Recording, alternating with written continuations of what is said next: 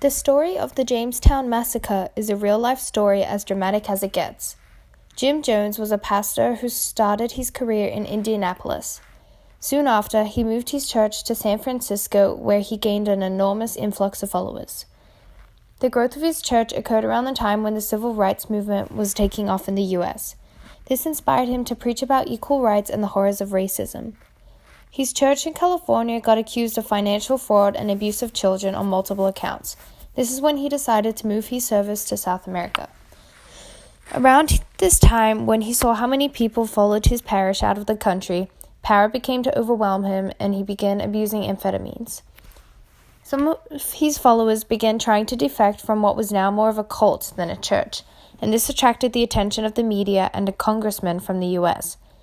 Their visit to the group ended up with the majority of the visitors being murdered with guns by Jim and a group of his followers. Immediately after this incident, Jim gathered his followers, including children, and they all drank a Kool-Aid and cyanide concoction. Many were forced to drink this by it being injected into their throats. The bodies of over 600 adults and 200 children were found after this mass suicide. Plots from shows like Criminal Minds have been based off this story because of its dramatic effects. In the documentary regarding this massacre, many people speak about Jim as a child and how different he was from the others. Using his childhood could also be an interesting take on this story.